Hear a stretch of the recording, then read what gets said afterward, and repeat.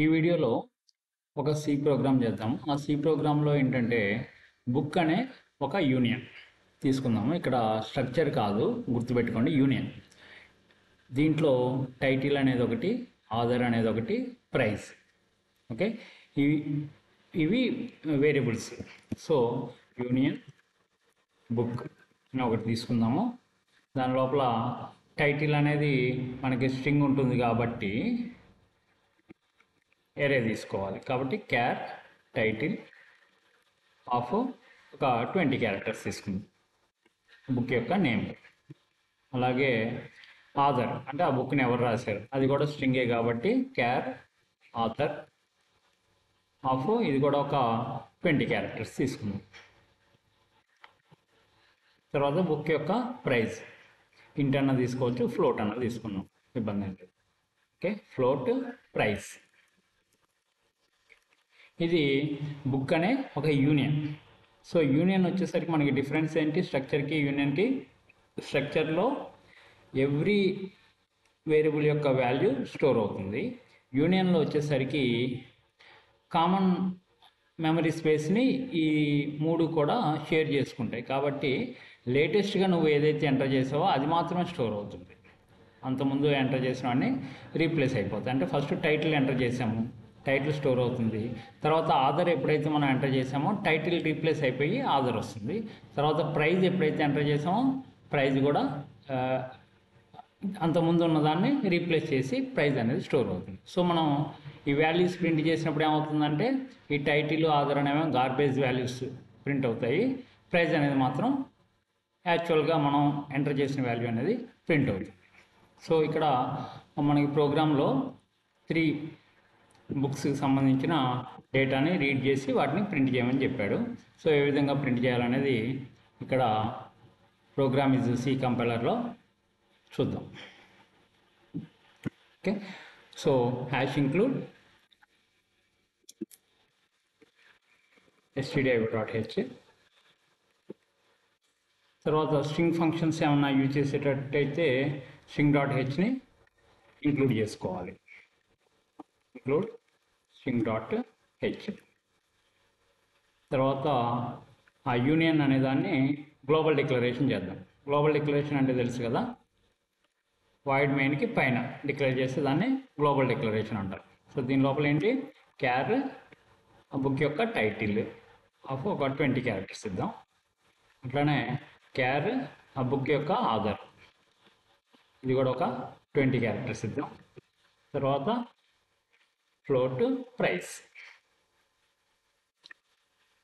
Okay, దీంతో ఈ book అనే దాని యొక్క యూనియన్ కంప్లీట్ చేసాము. సో ఇప్పుడు మనం మెయిన్ ప్రోగ్రామ్ రాద్దాం. Void main. ఓకే, సో 3 బుక్స్కి సంబంధించిన డేటాను మనం రీడ్ చేస్తాం కాబట్టి ఐ అనే ఒక వేరియబుల్ తీసుకుందాము. ఐ అనే వేరియబుల్ తీసుకొని ఒక ఫర్ లూప్లో మనం 3 బుక్స్ సంబంధించిన డేటాని రీడ్ చేద్దాం.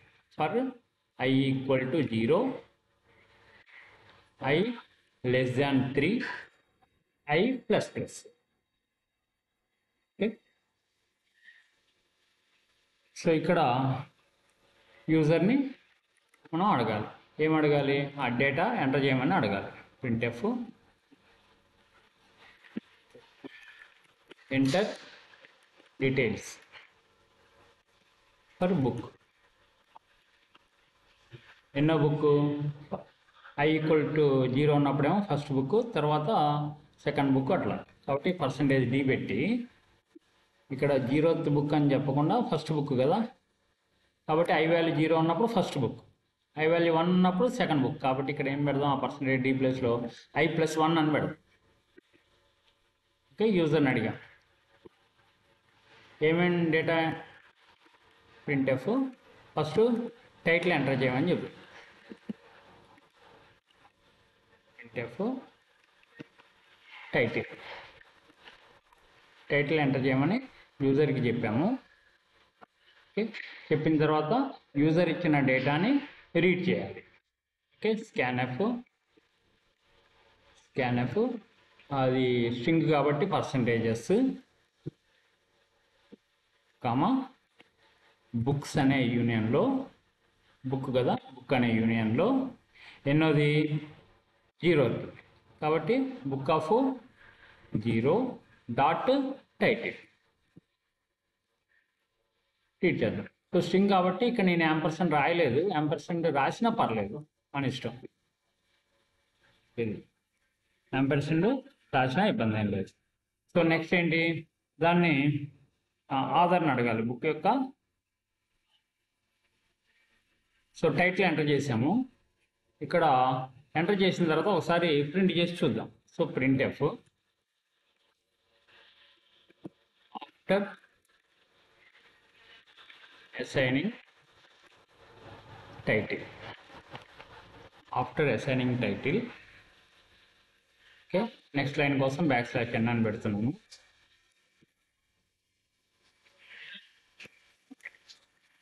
ఆఫ్టర్ అసైనింగ్ టైటిల్, సో టైటిల్ని ప్రింట్ చేద్దాం. Print f title, so %s \n, so book of I dot title. Okay, so ఇక్కడ డబుల్ కోట్ తర్వాత కామా ఇవ్వాలి. ఓకే, సో టైటిల్ అసైన్ చేసిన తర్వాత టైటిల్ని ప్రింట్ చేస్తున్నా.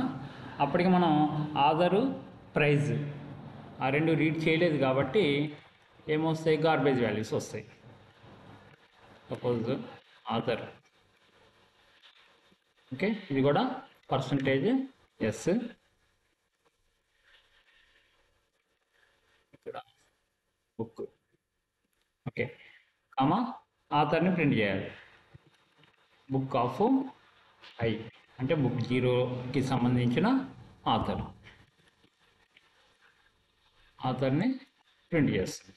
ఓకే, నెక్స్ట్ ప్రైజ్ కూడా ప్రింట్ చేద్దామని ట్రై చేస్తున్నాం. యాక్చువల్ ప్రైజ్ మనం ఏమైనా ఎంటర్ చేసాం, ఇప్పటిదాకా ఎంటర్ చేయలేదు praise.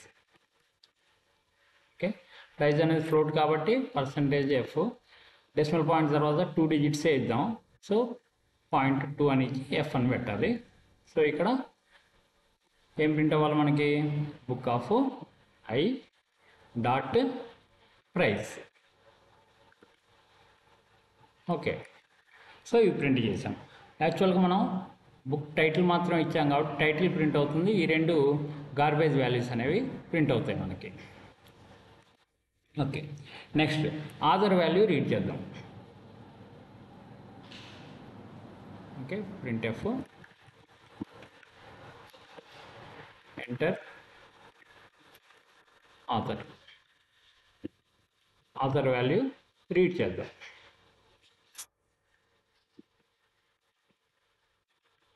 Okay, so scan f, Aadhaar అనేది %s కాబట్టి %s స్ట్రింగ్ కాబట్టి. ఓకే, ఇక్కడ యాంపర్సెంట్ పెట్టవచ్చు, పెట్టకపోయినా పర్లేదు, స్ట్రింగ్ కాబట్టి. Okay, book of I dot Aadhaar. Okay, so ఆధార్ని రీడ్ చేసాము. ఓకే, సో ఆధార్ని రీడ్ చేసిన తర్వాత మనం టైటిల్ ఆధార్ రెండు ప్రింట్ చేసి చూద్దాం. ఓకే, దీన్ని ప్రింట్ చేద్దాము, తర్వాత ఆధార్ని కూడా ప్రింట్ చేద్దాం.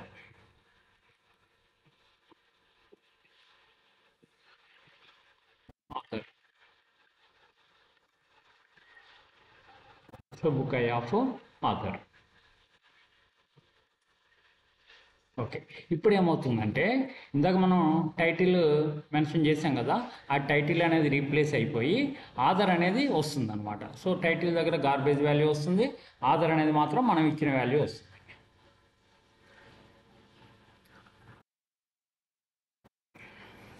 తర్వాత ప్రైజ్ని ఎంటర్ చేయమని యూజర్ని అడుగుదాం. సో ఇవే కాపీ చేస్తున్నాను నేను. సో ఇక్కడ ఎంటర్ ప్రైజ్ని ఎంటర్ చేయమని యూజర్ని అడుగుతున్నా. సో ప్రైజ్ అనేది ఫ్లోట్ కాబట్టి %f అంటున్నా, ఇక్కడ కంపల్సరీ యాంపర్సెంట్ ఇవ్వాల్సిందే.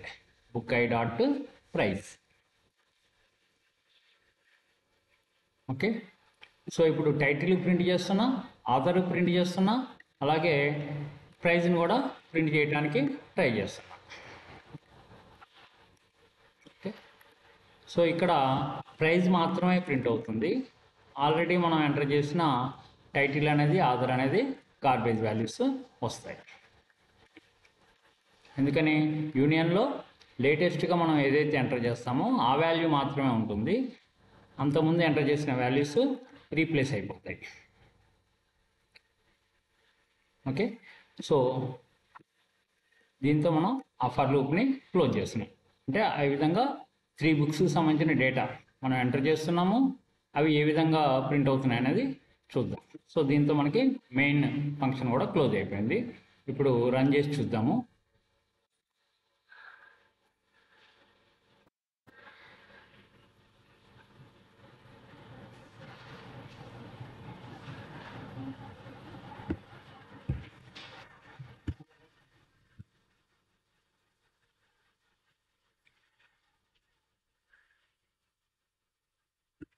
సో ఒక్కోసారి మనకి ప్రోగ్రామ్ సర్వర్ అనేది బిజీగా ఉంటుంది. అప్పుడు మనం జీడీబీ కంపైలర్లో రన్ చేద్దాం.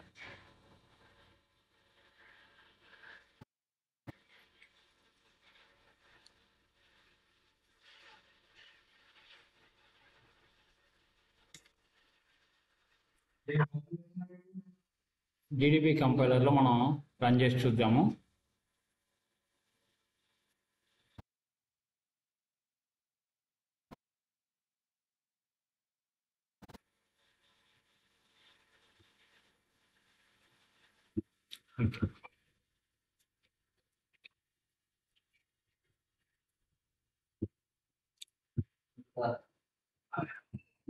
సో ఈ ప్రోగ్రామ్ రాసిన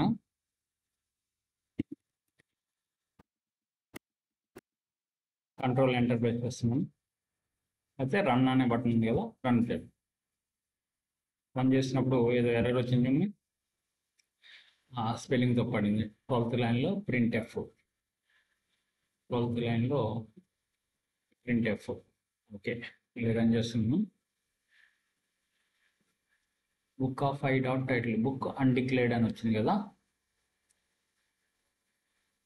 సో ఇక్కడ మనం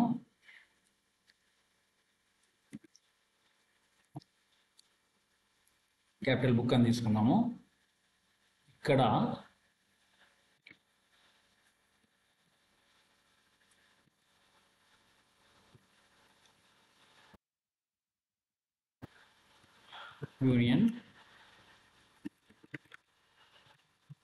యూనియన్ క్యాపిటల్ బుక్ అనే స్ట్రక్చర్కి సంబంధించి బుక్ ఆఫ్ 3 బుక్స్ రీడ్ చేద్దాం అనుకుంటున్నాం కదా. సో బుక్ ఆఫ్ 3 అనేసి ఇద్దాం.